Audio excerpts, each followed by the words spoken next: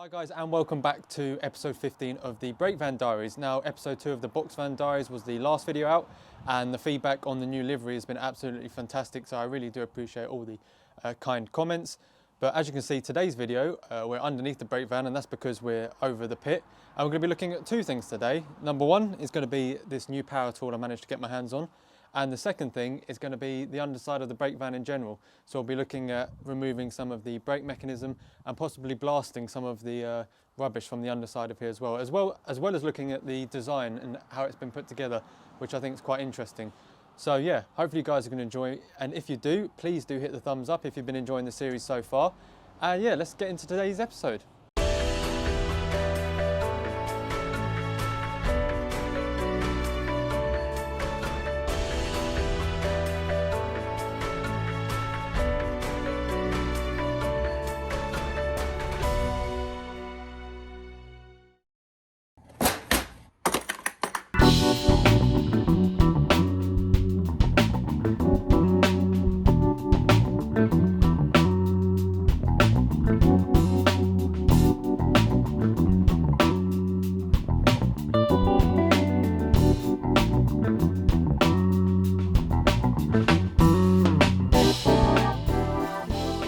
Right, so the guys at Machine Mart and the people behind the Clark brand have very kindly sent me one of their 18-volt impact wrenches to put through its paces. So what we're going to do with this today, there's a few bolts and things that need removing on the chassis, basically that hold the brackets in place, because the aim for this is to sandblast the chassis. So I'm hoping this is going to solve all my problems. Now obviously the conventional drill is just you're never going to get enough power out of it. So I'm hoping this, with its 3 gears in both directions, will enable me to get some of these sort of seized nuts off the brake van. So once again, huge thanks to the guys at Machine Mart, and I will leave a link in the description should you wish to get your hands on one of these. Now this particular model comes with 2 batteries and of course the charger in this sturdy carry case. And yeah, what we're going to do is take this to the brake van and see how powerful it is, and see also how long the battery lasts as well, because that's a really key thing for me, is especially if I haven't got any power ports right next to the brake van, I'm kind of relying on batteries. So the fact it's come with 2 batteries already is fantastic. But yeah, like I said, I will leave a link to this product in the description should you wish to get your hands on it. And yeah, once again, thanks to the guys at Machine Mart. So yeah, let's go test it out.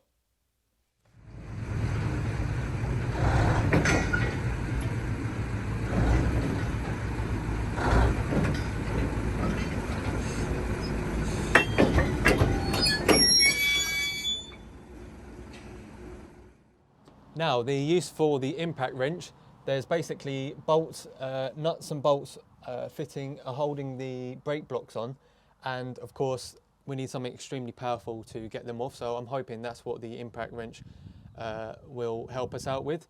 And then of course we've got to get the rest of this mechanism off here as well. I don't know how much I'm going to get done today, but I definitely want to get at least all the brake blocks off this end, as we've done that end already. And yeah, get some air under here and see how much of the rubbish we can blast away as well. Right, so first things first, we're going to run a couple of time lapses and see how much of the mechanism we can remove from above me here.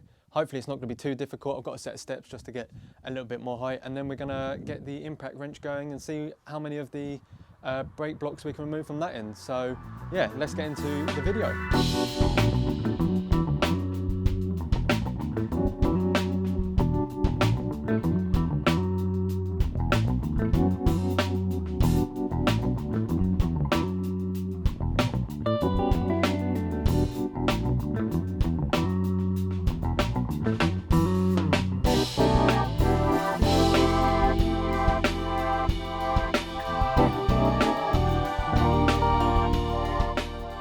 Right, so from that time lapse you might have seen I struggled, but I managed to get most of the pieces off.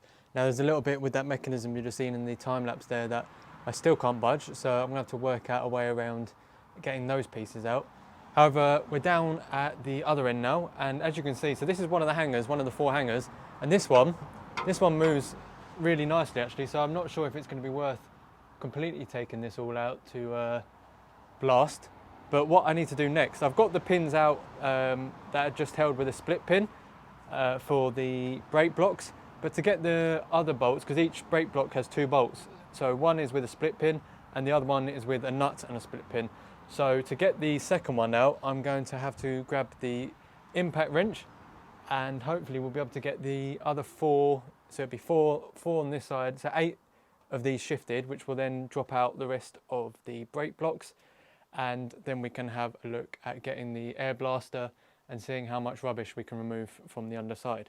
So what I'll do now is I'll move to a close-up of these bolts, and once I found the right size adapter for these nuts, we can crack on and get some of them removed, hopefully. Once you've eventually got your split pin out, we then need to find the right adapter for the nut, which we've got here, then use a 3/4 inch to 1/2 inch adapter. We then put the impact drill on there. Now to stop it spinning, we're going to put an adjustable spanner on this side, like so, and then hopefully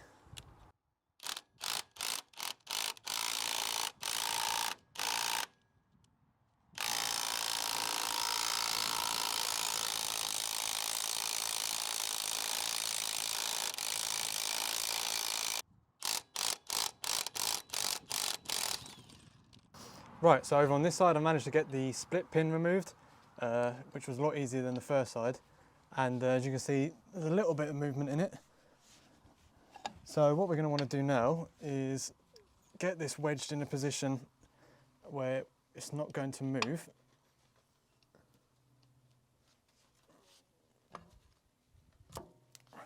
Like so. Grab the impact wrench.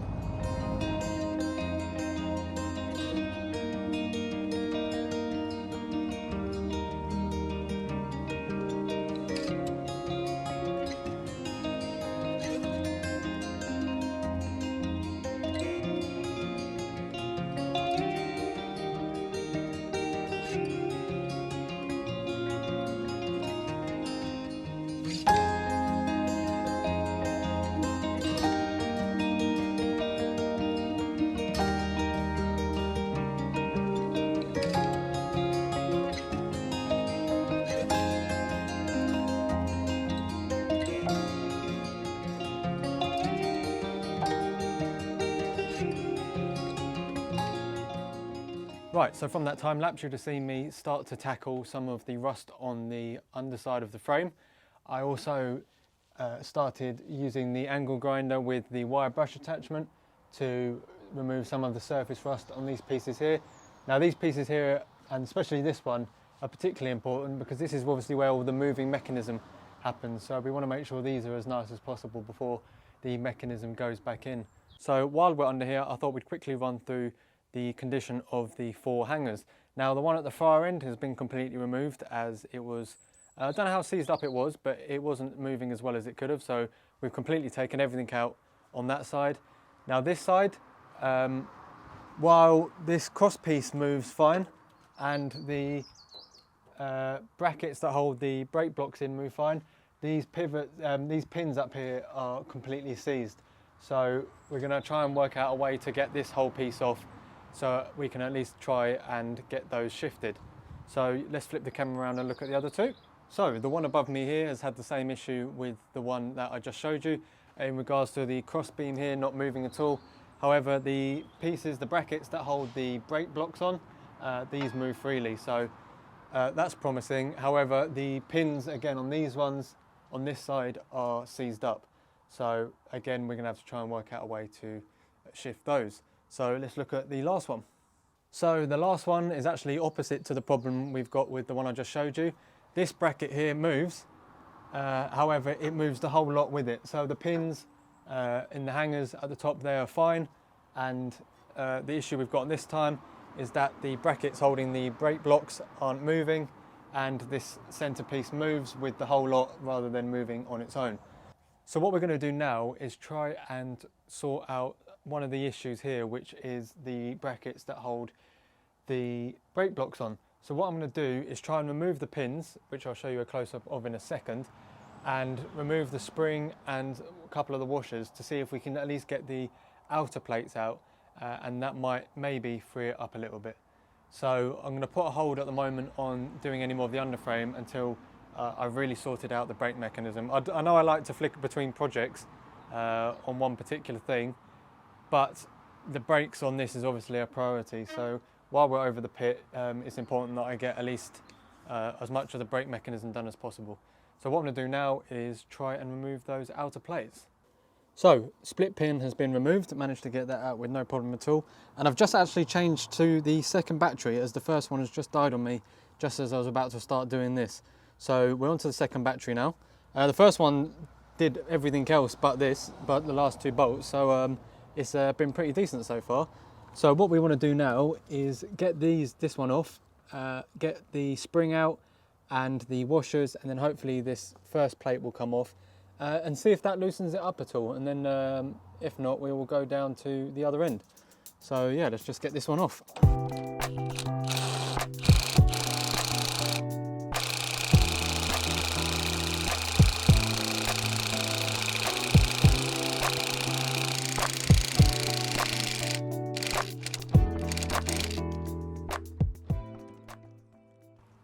And straight away, as you can see, that's loosened that one up.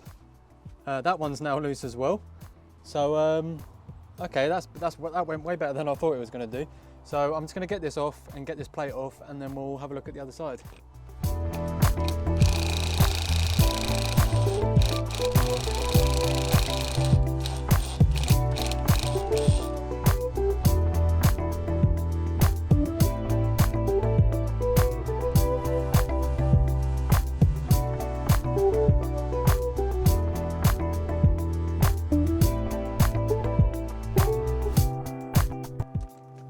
Right, now we've taken the plate off, we'll put everything back as it was. Now this washer actually came off with the plate, it was actually stuck to the plate, so that might have been one of the reasons as to why it wasn't rotating very well.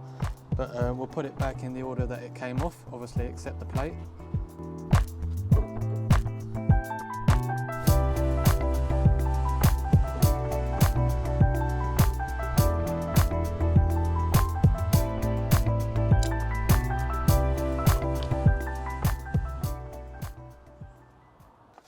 Right, so as you'd have seen there, I managed to get the bracket on the outside on the other one off, and in turn that actually made the mechanism, the rod between the two, loose again, which is fantastic, which means we definitely don't have to pull this all apart. So what we need to do now, because although those two are moving, these two are still extremely stiff. So I'm assuming once this comes off and this mechanism here comes off, we can, these two should be able to move a little, and we can remove this end plate.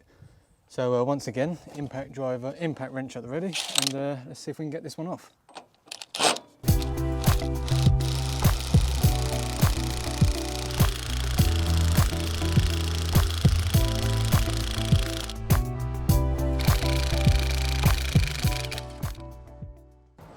And yeah, you saw straight away there, as soon as that came off and released some of the pressure on there, this plate started wobbling straight away, and that one's loose as well, which is fantastic. So all in all, that means that we definitely don't have to remove this end one. So it's just gonna be a matter of cleaning up some of these, like these washers are pretty well stuck, and a lot of rubbish is coming out in between them as well. So you see here, that's a washer there.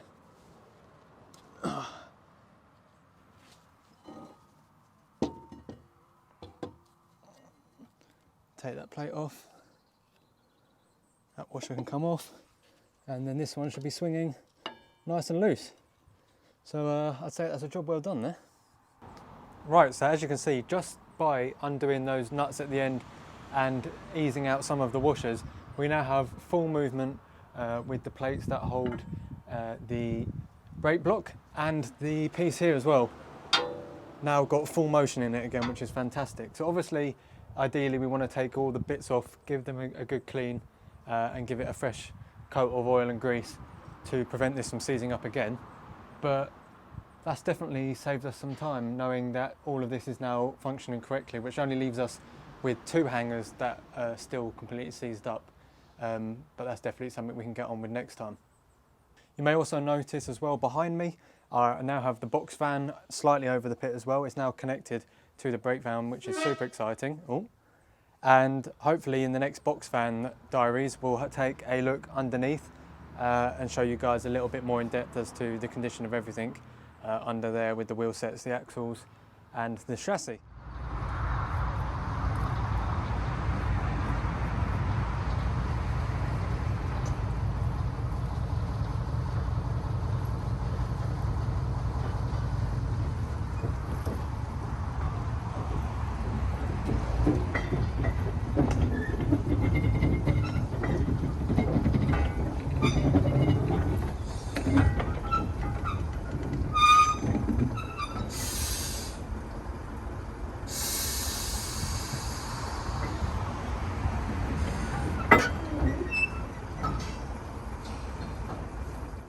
And on that note, guys, I think that's where we're going to leave it for today's video. Now, hopefully you guys have enjoyed, and if you did, please do hit the thumbs up. Don't forget, if you want to check out Machine Mart, I will leave a link to them in the description if you want to get your hands on these fantastic impact wrenches. Once again, thanks to Clark and Machine Mart for sending this out and letting me put it to the test. Of course, if you've got any comments, any feedback, please do leave it in the comment section down below, and I'll try and take that feedback forwards into the future videos. But yeah, other than that, hopefully you guys have enjoyed, and I will see you all in the next episode.